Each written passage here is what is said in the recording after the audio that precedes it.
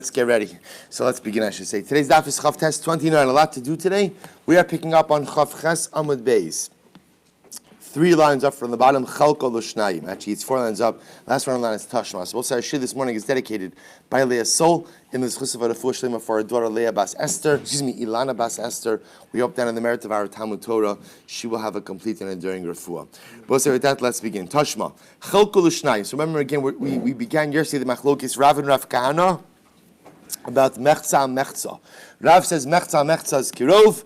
Rav Kahana said mechza is ino kirov. We were trying to apply this particular machlokes to the halachos of shchita. What happens if halacha lemaisa you have half of a siman which is cut? Is that good or not? Rav says yes. Rav Kahana says no, or at least we think they're talking about shchita. We'll see today that they're really not talking about shchita. So the Gemara says, so another example of this. You take a kli, you break the kli in half. So also remember again, the halacha is by a kli. Rashi actually says over here is by a tanur shenitma. So the halacha is if you have a tanur, an oven, which became ritually impure, the halacha is the only way to go ahead and be metayer it is netitza, is to break it. So as I said, the halacha is that in order for it to be considered broken, the majority of the kli cannot be intact. What happens if halacha l'maisa you broke the oven? And I will say, amazingly enough, v'hein shavin. The two pieces are of equal size. You broke it into two pieces are of equal size. What's the halacha? Shnehen tmein. Ultimately, again, they are both tamei. Why? Lefishi efshal etzamtzin. Because I will say it's impossible to be exact. It's impossible to be exact. And therefore, again, one of them is considered to be the rove of the kli. And if one of them is the rove of the kli, that means the majority of the kli is still intact. If the majority of the kli is still intact, then what? Then it's not considered broken. Ha efshal etzamtzin tahorin. But what do you see from here? That were you able to be exact? Were you able to be exact? Then ultimately, again, the tanner would be tar. But why? Amai tahorin, zil hacha ikaruba, zil hacha ikaruba. Why don't I say that if what? That if half of the kli is intact, right, then what? Each half is considered to be a rove, and therefore, again, ultimately, the kli should be tamei. To which the Gemara says, Amarat Papa, trei rubi bechad mana leka. Ultimately, again, you cannot have two roves in one entity. So I say, even if you hold that rove is like, that mechza is like the rove, both say you can't have two roves in one utensil. That's just a logistical issue. Therefore, this logic would not work over here by the kli. Amar Pasuk Gemara says, Tashma, another example I will say, Shachat chatzi gargeres v'shahaba kadei shchita acheres. So listen to this. I shecht half of the trachea, and then I wait, shehiyah. I wait the amount of time that it takes to complete a shechita, which Rabbi says is the psula of shehiyah. The garma shechita, so, and then I go ahead and finish off the shechita, kshera. Ultimately, again, the shechita is kasher. So says the Gemara, really? V'yamrit mechza kirov. Now, if you want to say ultimately that's what? That the majority, Rabbi say, mechza, when you have half is like the rove. Here's the problem. If you go ahead and you cut half of the trachea and then wait, itrafala. Ultimately, again, what happens, Rabbi Say? The halacha is the animal will become a treifa. To which the Gemara says, misarvis bebehema. Do you think they were talking over here about a behema? Lo ba'of. Ultimately, again, Rabbi Say, the case that we're describing is the case of an oaf. And therefore, why does this case work? I'll tell you why.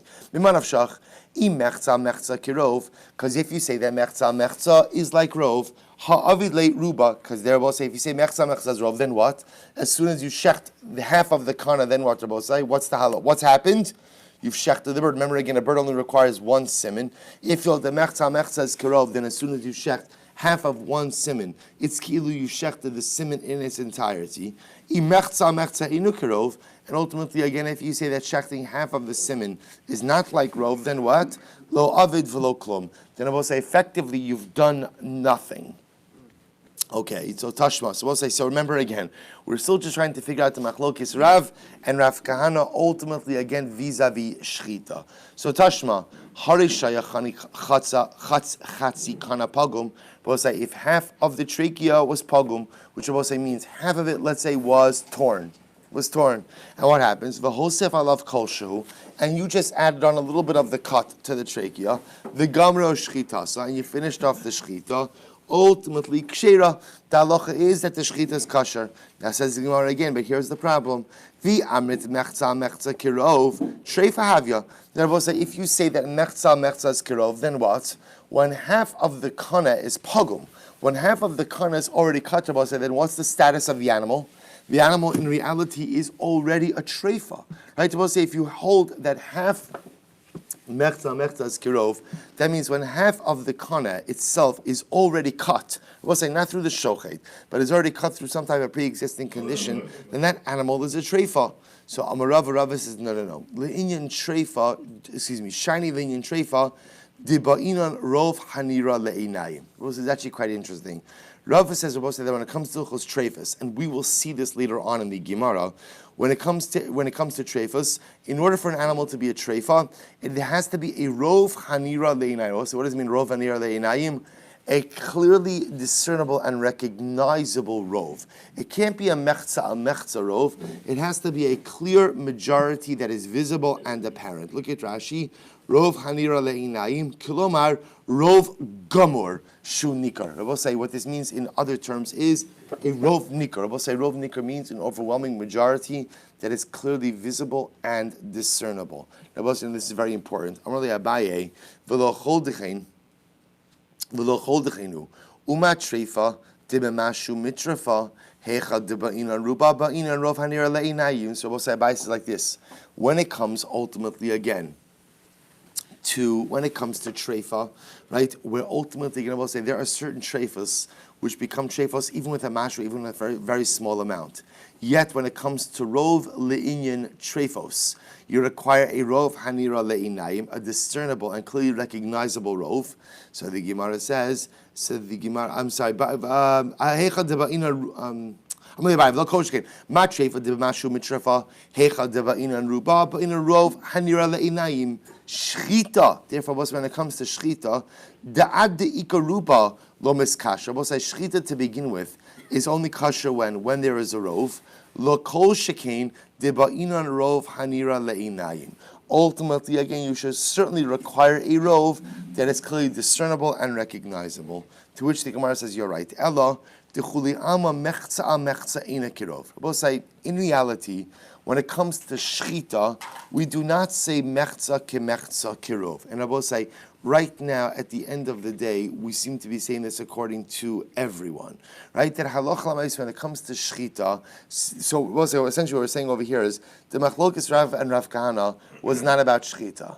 When it comes to shchita, you require what we call a rov hanira le'inayim, which also means the kind of rov that you look at and you could see that it's the majority, not a 50% rov, but a rov, what we call ruba de nikar, a clearly recognizable rov. So when you shech the simanim and we say, let's say by a bird, you need the rov of one siman. By a behema, you need the rov of two siman. We'll say, what does it mean for our purposes? What kind of rov?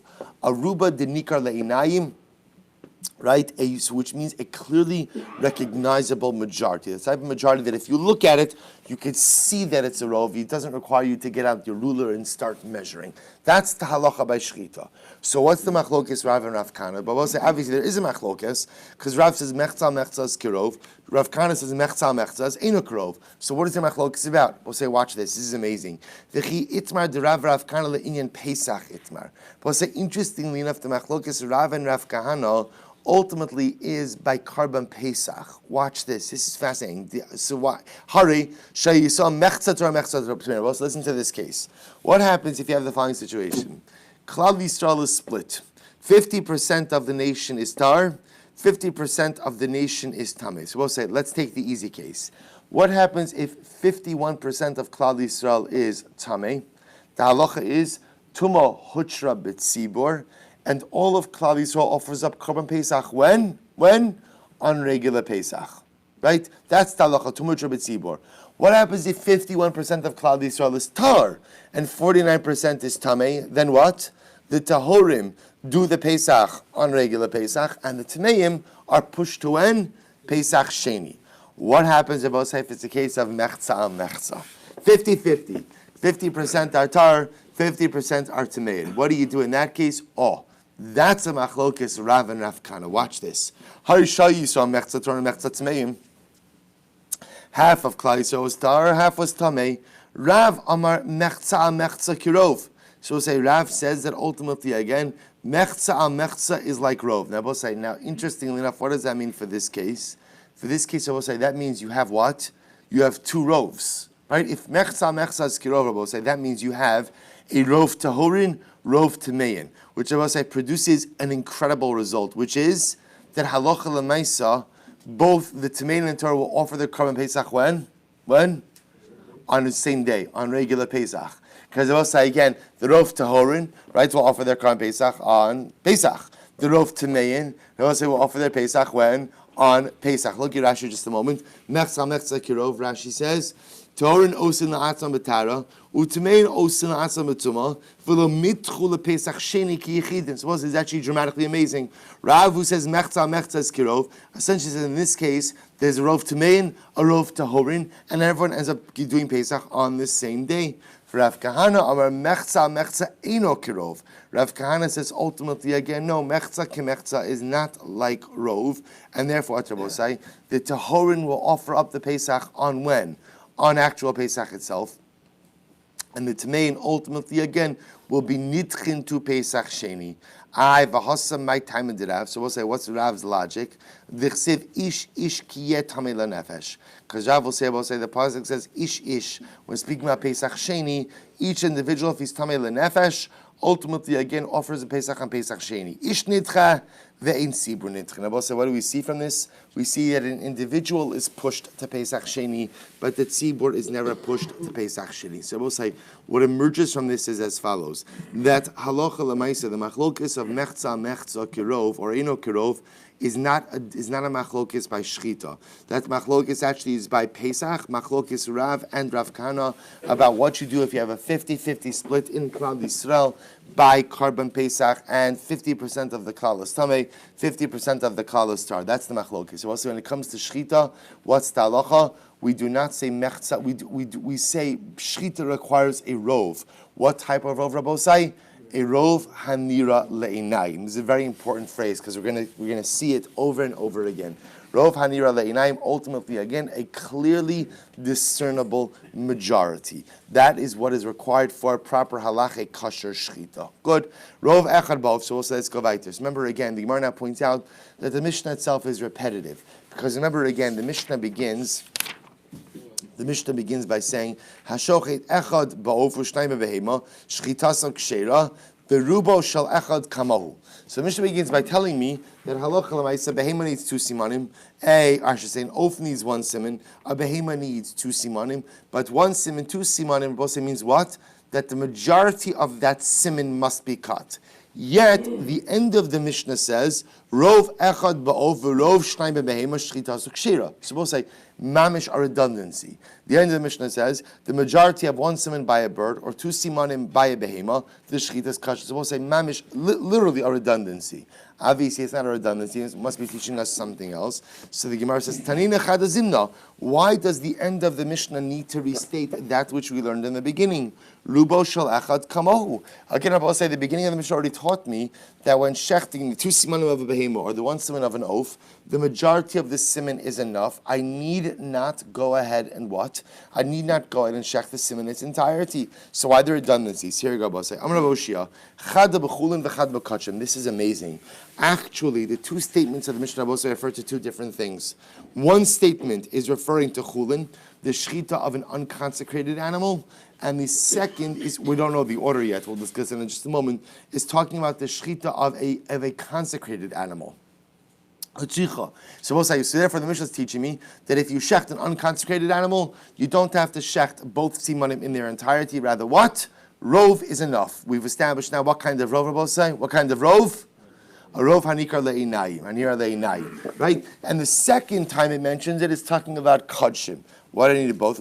I'll tell you why. If the Mishnah had just taught me that when it comes to chulin animals, you don't have to shech the simanim in their entirety, rather all you need is rov, I would have said hasam hu desayidei beruba mishum delav ladam hu tzarich. So I would have thought that by a chulin animal you don't have to shech the majority of the siman. Why not? Or excuse me, you don't have to shech the siman in its entirety. All you need is rov. Why? Because I will say by chulin animal I don't need the blood. Right? Remember again, I'm not using the blood for anything by a chulin animal. However, aval b'kodshim, First wide line, Chav Tesam and Aleph. Abal v'kodshim, diladam hu tzarich, emalo tiski leberuba adi iko kulei. But Rabosai, when it comes to kodshim, where I do need the blood, why do I need the blood, Rabosai? For sacrificial purposes, right? I need the blood. I would have thought, therefore, the slaughtering or the cutting of the majority of the siman is not enough. What do I have to do? I have to cut the siman in its entirety. Therefore, halacha l'maisa, the Mishnah teaches me both by Chullin and by kodshim. V'yashmo in kodshim, and if the Mishnah would have just told me by kodshim, mishum deladam hu tzarich, because by kodshim I have to shech the majority of the siman. Why? Because I need the blood. Aval Chullin, deladam lo tzarich, Rabbi by Chullin, but I don't need the blood. Ema bepalga sagile. I would have thought maybe again, even cutting half of the siman is enough. Kamash bulan though. Therefore, Rabbi the Mishnah goes out of its way to teach me the halacha that the majority of the siman is enough, both by kodshim as well as by Chullin. So therefore, again, Rabbi the Mishnah is not being redundant. The Mishnah is teaching me the same halacha, but is applying it to two different contexts. We're applying it to the halachos of sacrificial animals, that by sacrificial animals, if you cut the majority of the siman, that is enough, and by Chullin animal, it's enough as well. Good. So we'll say, third line in Chavtes, third wide line, Chavtes and Daleth. But of course, now here's the $1 million question. Hey b'Chullin v'hei b'kodshim. So we'll say, just out of curiosity, which one in the Mishnah is referring to Chullin, and which one is referring to kodshim? Remember, again, I both say, there's one statement at the beginning of the Mishnah, one statement at the end of the Mishnah. Just out of curiosity, which one is which?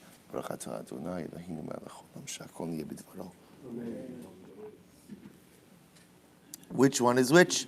To which the Gemara says, I'm going to have Kahana mistabra reisha b'Chullin v'seifa b'kodshim. So once we have Kahana says, it would appear clear that the first one in the Mishnah is Chullin, and the end one in the Mishnah is kodshim. Why? Midiktani hashochet. Because Rabbi say, remember again, the Mishnah begins with the word hashochet. Hashochet, Rabbi say, hashochet is a lashon of b'diavad. Right? So first of all, but that's not really what the Gemara is picking up on over here. So it's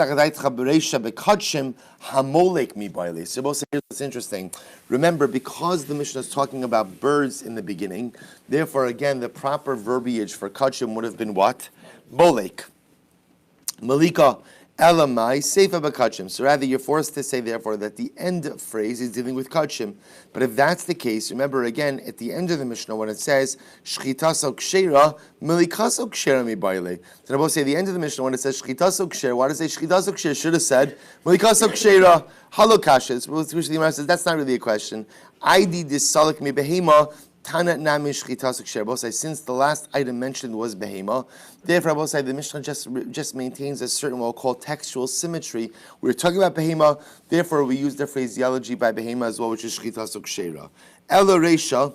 So rather, let's go back for just a moment. Ela reisha michti al ofkai. So we'll say, remember again, the reisha begins by talking about an of, a bird. Again, so kodshim hamolek mi by this. We'll say, so if that's the case that you're talking about textual symmetry, then I will say again, the first topic in the Mishnah is birds, right? Ultimately, again, if that's the case, then why not use the lashon of malika, especially if you're talking about kodshim? To which the Gemara says, michti alof kai kodshim hamolek mi by.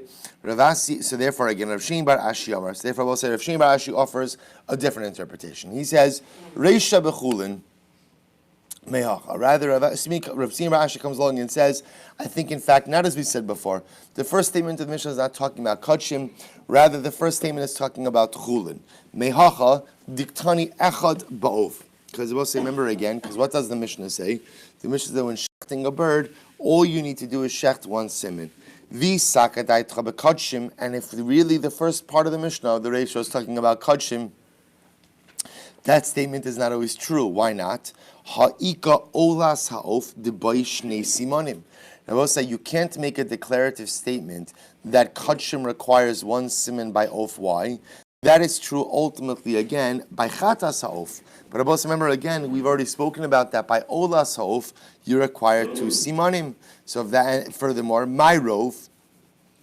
So the Gemara says, my rov echad. I'm sorry. Therefore, the Gemara says you're right. So what does it mean when it says my rov echad? Rov kol echad ve'echad. I will say when the Mishnah says that a bird requires rov echad doesn't just have to mean what? It doesn't just have to mean. Did I skip? right? So elamai, I'm sorry. These are that bakachim. I got all this off. The Baishnei simanim elamai seifa bakachim. So other will say you have to say that what the seifa is talking about kachim. So rov echad ba'of. So the Gemara says ha'ika olas of the Baishnei simanim. So we'll say so. What about olas of, which ultimately again requires two simanim? My rov echad, rov kol echad ve'echad. So therefore we'll say when the Mishnah says rov echad, what does rov echad mean? Rov of each one siman. Ubedinhu. Dilistni rov shnayim. And Rabbi said in reality he could have said rov shnayim. Kevan dikachatas the sagile bechad simin mishum hachi lo psikale. Rabbi said because there is chatas of ultimately which always requires one simin. Therefore the Mishnah tries to phrase it in a way that what? Tries to phrase it in a way which covers all of the cases. So this is actually interesting. In this version, rov echad Rabbi said doesn't just mean rov of one, but rather it means what? Rov of each and every one. Rav Papa, he has a different interpretation. Amareisha b'chulin mehacha. So we'll say Rav Papa wants to say that the beginning of the Mishnah, the first phrase, is referring actually to a chulin animal, not kachim. So Diktani Rabbi Huda Omer, ad sheyishchot es havridin. Upligi rabbanan alei. So let's remember again, in the first part of the Mishnah, that's where we have Rabbi Huda's sheet about the vridin. That Rabbi Huda holds, now the Gemara clarified it, that when you shech the bird, because remember yesterday's daf we established that Rabbi Huda's obligation about the vridin is not a din in behemoths, it's a din in ophos. So Rabbi Huda says you have to shech the vridin, but yet the Rabbanan seem to argue, the Rabbanan argue on Rabbi Huda. So we'll say, if you say that the first part of the Mishnah is dealing with chulin, then I understand why the Rabbanan are arguing. But we'll say, if you say that the first part of the Mishnah is dealing with a sacrificial animal, or sacrificial bird in this case, amai pligi Rabbanan alei. Why would the Rabbanan disagree with Rabbi Huda about a kachim animal who atzmo l'dam musach? We'll say, so the Gemara is suggesting that even the Rabbanan who argue on Rabbi Huda about the need to shech the vridin in a chulin animal would agree that what? You have to shecht the vridin in a kachim animal. Why, Rabbi say? Why? Because by kachim animal, what do you need? What do you need? You need the blood. If you need the blood, the best way to get the blood is how? Cut the vridin. So it must be that the first statement of the Mishnah is not talking about kachim, but rather not talking about kachim, I'm talking about chulin. Rav Ashi says, seifa b'kachim me'acha. So we'll say Rav Ashi wants to suggest, again, we'll say they're agreeing that the seifa is talking about kachim, and I'll explain to you from where. Hashoch, so we'll say, actually, this is from the next Mishnah. This is from the next Mishnah, Lamed Amud Beis. So the Gemara says, I'll tell you from where. Hashochet shnei rashin ke'echad. This is actually an interesting case. If one shechts two heads, two animals at once, so we'll say, as we're going to see, is you have two animals lined up, and with one movement of the knife, you shecht, you're like a mammoth, like a shochet samurai over here, right? You're going ahead and you're shechting two animals at once. So shchita kshera. Ultimately, again, the shchita is going to be good. To which the Gemara says, hashochet the eved in lechatchila lo. So we'll say the lashon of hashochet is always what? Is always lashon of b'di eved. I amit b'shlama b'kadshim. So we'll say if you want to say that ultimately, so we'll say, so remember, we are going to assume that the next Mishnah on Lamed Amud Beis is a continuation of our Mishnah that we had at the beginning of the second parak. So Rav Ashi is therefore suggesting the seif of our Mishnah, which bleeds into the Reisha of the next Mishnah, is all one unit. So if you understand the seif of our Mishnah is talking about Kadshim, so the Gemara says, then I understand why the next Mishnah tells me that I should not shecht two animals at once. Why? Mishum the Tani Rav Yosef, Tizbach, Shaloyu Shnayim Shochtim Zevad Echad. So we'll say Tizbach teaches me that two people should not shecht one carbon. Tizbachuhu Shaloye Echad Shochet Shnei Zvachim. We'll say that teaches me that one person, so Tizbach means one person, two people shouldn't shecht one carbon. Tizbachu teaches me that what? One person shouldn't shecht two animals simultaneously. V'amar Avkana Tizbachuhu Ksiv. Eli Yamrit Bechulin. So we'll say we're going to get to that drasha of Tizbachu, how it's written versus that's the Yesh Ein La Mikra, Ein La Masors, which we'll get into the next sugya. Eli Yamrit Bechulin. But we'll say if you say that the next Mishnah is talking, if you say that the seif of this Mishnah, which then bleeds into the Reish of the next Mishnah, is talking about Chullin, Afil Chatchilanami. So we'll say for a Chullin animal, there's going to be absolutely no problem with what? shechting more than one animal simultaneously, or at least that's what we think right now. The issue of simultaneous slaughterings would seem to be a specific din when it comes to karbanos, not when it comes to chulin. Va'af Rav Shimon ben Lakish sava reisha b'chulin v'seifa b'kosher. Also, even Reish Lakish will agree that the end of the Mishnah is talking about chulin. I'm sorry, the reisha is talking about chulin. The seifa is talking about kachim. Why? Damar Rav Shimon ben Lakish me'achar sheshaninu rubo shel echad kamahu.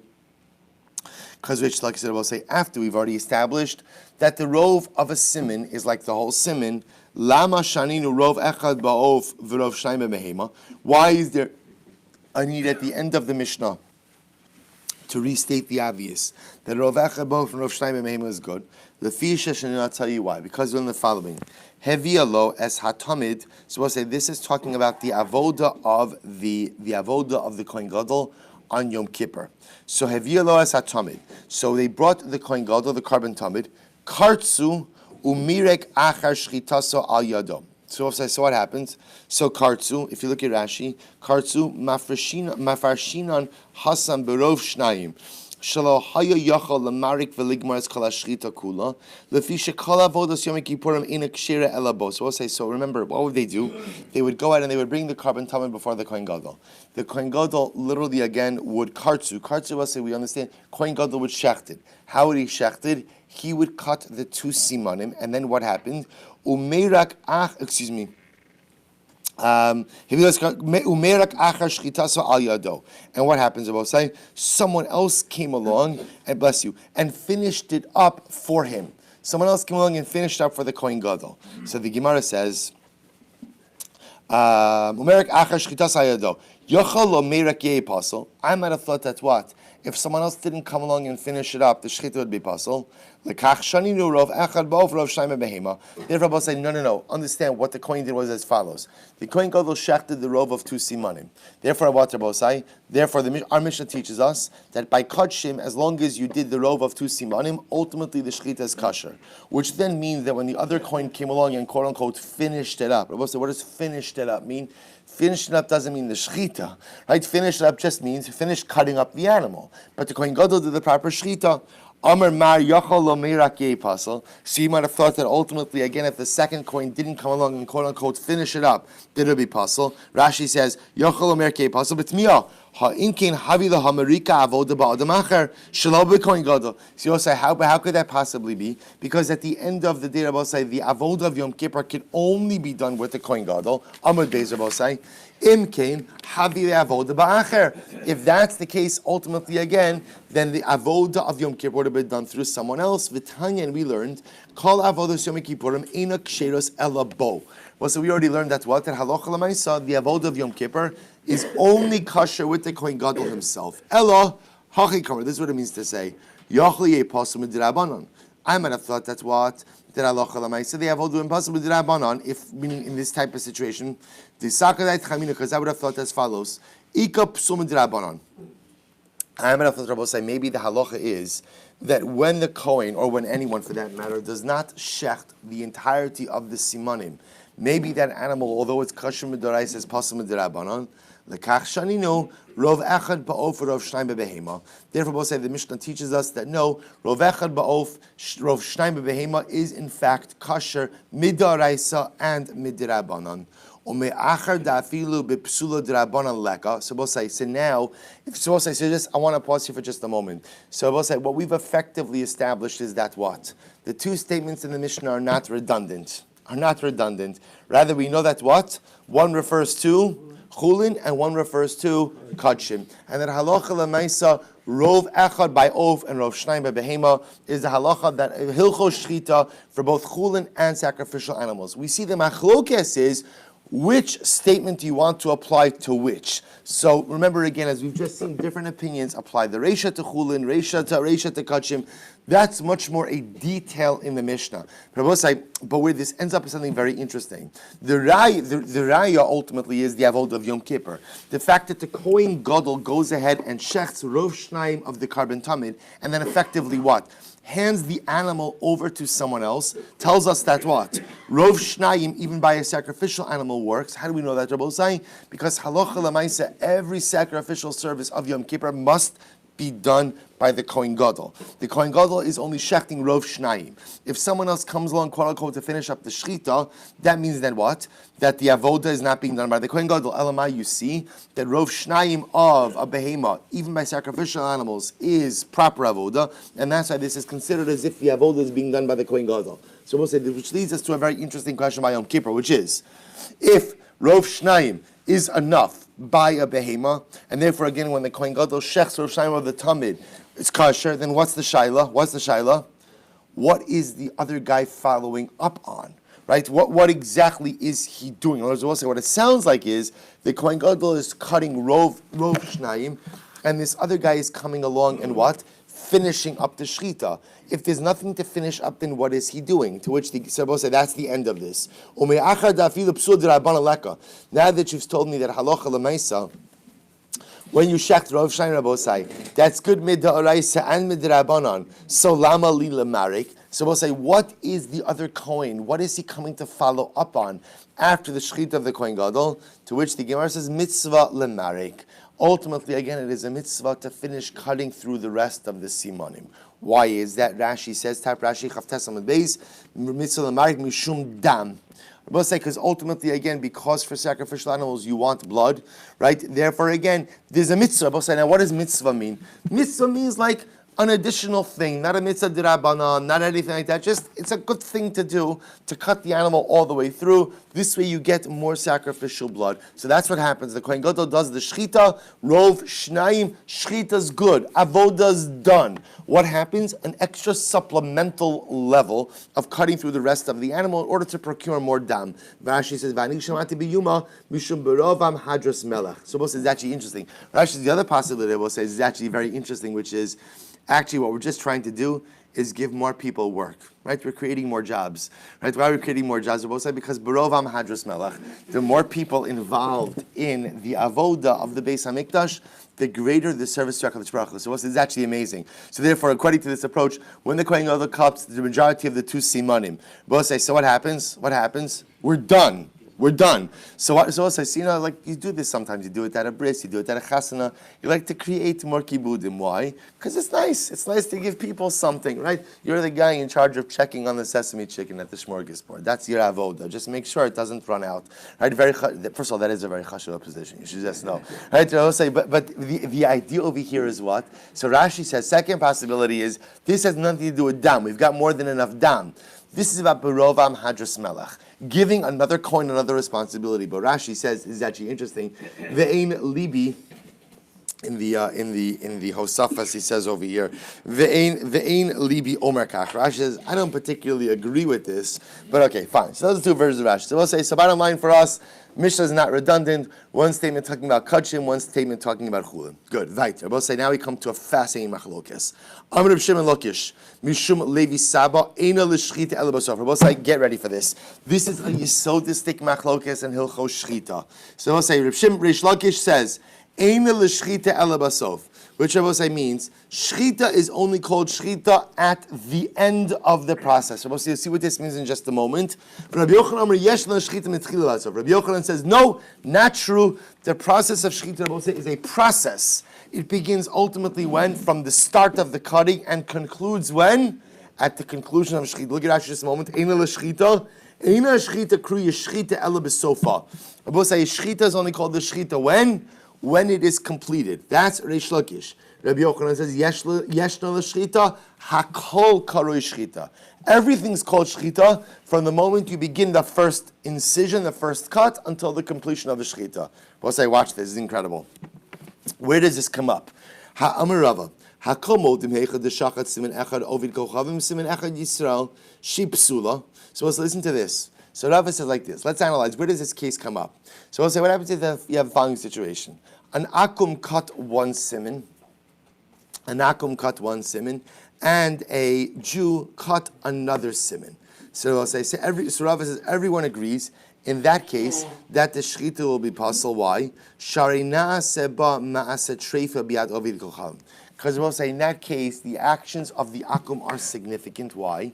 Because the act of cutting one siman, Rabbi say, is what? Is what they call a maasa treifa. That act is significant in that it has the ability to render the animal a treifa. So everyone will agree that if the akum did one siman and the Jew did another siman, that halacha lemaisa, it's not going to be good. It's not going to be good, right? Ba'ola sa'of nami. So we'll say similarly again in the case of ola sa'of, heichad demalak simin echad lamata, v'simin echad lamala psula. But we'll say similarly again by ola sa'of, ultimately again where the malika for one simin was done above the chot sikra, right? Ultimately, one done below the chot sikra. Psula. Why? Shari asa ba maase chata sa'of lamata. Because ultimately, again, there was some significant action done beneath the red line, which is not related to ola sa'of, but rather is related to chata sa'of. Fine. So it says, what's the machlokes case? Lo nechlaku ela kegon shachat simen echad b'chutz. Listen to this fascinating case. What happens if on a sacrificial animal you shechted one siman outside of the Beis HaMikdash, one siman inside of the Beis HaMikdash? So we'll say, now watch this. Leman damer, here we go. Leman damer yeshnu l'shchita metchila v'atzof mechayiv. So it's according to the opinion, which is Rabbi Yochanan, who holds yeshnu l'shchita metchila v'atzof, which means what, Rabbi say? Which means what? The act of shchita is one long act that begins at the beginning of the first incision and concludes at the end of the cutting of the simanim. He will hold Rabbi said that when you cut one siman outside, what have you done? What have you done? That's shchutei chutz. That you've performed an act of shchita on a sacrificial animal outside of the Beis HaMikdash. However, leman damer yesh l'shchita. I'm sorry. Leman damer yesh l'shchita mitchil v'atzof mechayiv. According to the opinion, i.e. Reish Lakish, who says therefore what? When do we consider this an act of shchita? When? At the end. At the end, where are you standing? Where are you standing? Inside the Beis HaMikdash. Shalom Yisrael. All is good. To which the Gemara says, Amar Rabba Simi. So Amar Rabba Bar Simi Marlo Amar Hachi. So also Rabba Simi said, Mar, the master did not say this. Who's the master? Rav Yosef. It's Rav Yosef. We'll say, watch this.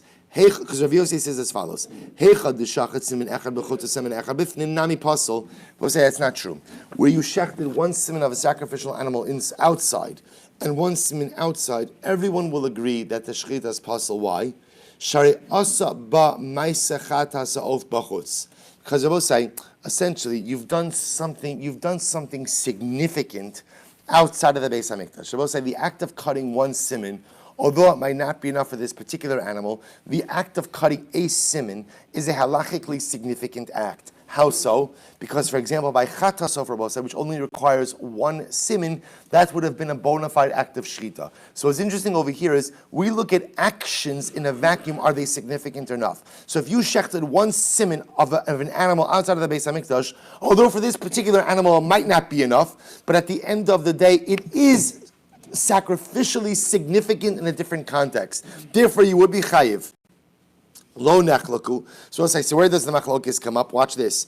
Elakigon sheshachat miut simanim b'chutz v'gamru b'ftim. Oh, we'll say, watch this. What happens if you cut a minority of the simanim outside and then finish it up inside? So we'll say, what's the status of shechting a minority portion of the simanim? Halachically, what's the significance of that? Really nothing, but it depends. Watch this. If you say that the act of shchita is one continuous act that begins from the first incision and ends at the completion of the simanim, then what? Then halacha you be chayiv for shchutei chutz. On the other hand, Rabbi will say, if you hold that the act of shchita is only considered to be an act of shchita when? At the end of the shchita, then what? I'm good to go because I finished the shechita up inside. Incredible. Massive Rav Zera. So Rav Zera raised a kash on this, and he says, 1 second. So also listen to this. Whoever is involved in para aduma, from the beginning until the end of this avoda, ultimately again, metamen begadim, his begadim become tameh, Upostlin osam malachacharis. And I will say, if any point in time you do something else during the preparation of the para aduma, you invalidate the para aduma. So we'll say, for example, Rashi's example is, I'm shechting the para aduma, and as I shech the para aduma in one fell swoop, I cut the para aduma, and I also slice a gourd. We'll say, I have invalidated the para aduma. You cannot be involved, by the way, for a gourd, mamish, so not worth it, right? So I've gone ahead, I will say, anytime you do something else, in the process of in the process of shechting the paraduma, ultimately, again, you pass the paraduma.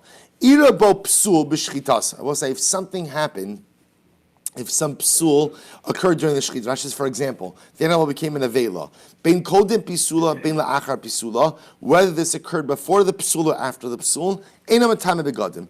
Ultimately, again, it does not convey tumah to the begadim. We'll say one more line and we'll have to stop. Baza'asa kodim psula. So we'll say, what happens if something happened during the hazah, so the sprinkling, kodim pisula matame begadim. So we'll say, if it happened before the psul, ultimately it conveys tumah to begadim. La'achar psula, if it's after the psul, inam matame begadim. Now watch this. V'i amrit yesh l'shchita metchila v'at sof. And we'll say, if you hold that the process of shchita extends from the beginning till the end, liflog nami b'shchitasa, then make a distinction in the shchita of the para itself. Ira b'psul b'shchita kodem pisula. But say, if ultimately again a psul happened in the shchita, I'm sorry, ira b'psul b'shchitasa. So if the psul, say, occurred during the shchita, kodem pisula matame begadim. If before the psul occurred, I will say, ultimately again it can be matame begadim. So the achar pisula ina matame begadim. Ultimately again, and if it's after the psul, it does not convey to begadim. We'll just finish this and we'll stop for today. Amarava. When you talk about the shchita of the paraduma getting messed up, that's actually not a valid conversation. Why? Shani hasam di gali milsalam afred lav shchita iklav. So when the shchita gets messed up, so it's retroactively clarified that the shchita itself was never a proper bona fide shchita. So we'll have to stop over here. We're going to pick up tomorrow, Mirat Hashem, with this discussion again.